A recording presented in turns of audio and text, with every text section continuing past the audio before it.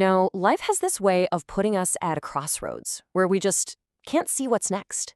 The path is completely hidden.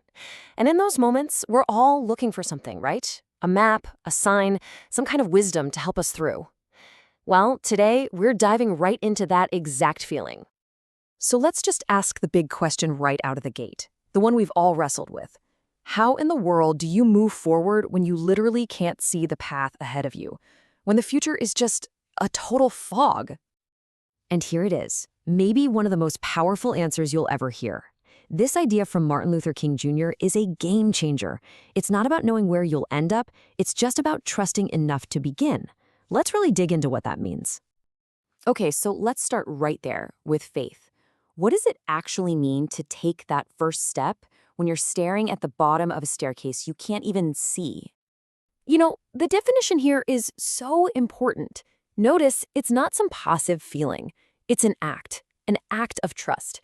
It's basically a type of courage, the specific kind of guts you need to just start, even when you have absolutely no idea how it's going to end. And this really gets to where that courage comes from.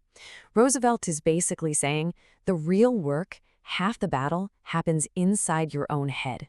That first step onto the invisible staircase, it starts with the choice to believe you can actually take it. So, when you boil it all down, it's this simple. Faith isn't about sitting around and waiting for the staircase to appear out of thin air. No, it's an active thing. It's you deciding to put your foot down on a step that, for all you know, isn't even there. It is movement. Okay, so if faith is the step, what is it that gives us the nerve to actually take it? Well, that leads us to our second big idea, hope.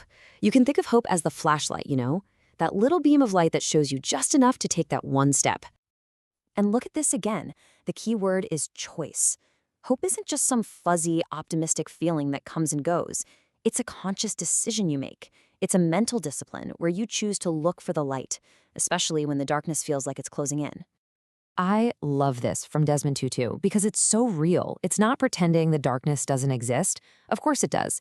This is about acknowledging the struggle, the uncertainty, all of it, and still finding the power to see that there is light somewhere in the middle of it. And here, Walt Whitman kind of gives us the how-to guide for making that choice. It's all about where you point yourself. If you deliberately turn your focus toward the good stuff, the sunshine, then naturally, the shadows, all the doubt and the fear, they just fall behind you. They lose their grip. So what's the takeaway? Hope is like our internal compass. It's what somebody once called the heartbeat of the soul, that steady, quiet rhythm inside that keeps pointing us toward the light, guiding every single step we take into the unknown. But hold on, where does all this energy for faith and hope even come from? It's not something you can get from the outside world. It has to come from somewhere deep inside you.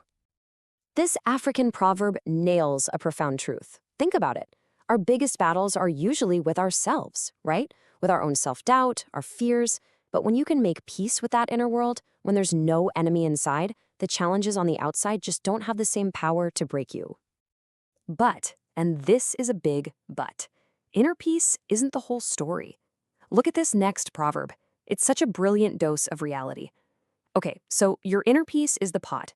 Great. But the pot itself doesn't make the food. You have to put something in it. You got to pair that inner strength with real action. So, ultimately, it all points to this. Real resilience, the kind that lets you walk that unseen path, it's an inside job. It's that magic combination of being at peace with yourself while also taking purposeful action in the world. All right, let's put all these pieces together. What actually happens when you combine that step of faith, that light of hope, and that power of inner strength? Well, you get a powerful promise about what's to come. Now this is a statement of absolute certainty in a world that feels anything but. It doesn't say the night will be short. It doesn't say it'll be easy. But it promises, with 100% confidence, that it's temporary.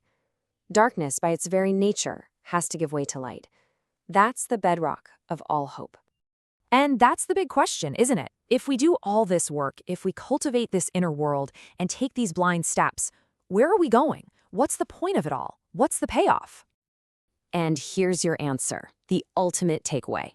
The very act of choosing hope, of deciding to take that first step in faith, that's what opens up the world of possibility. It doesn't guarantee a certain outcome, but it makes any outcome possible.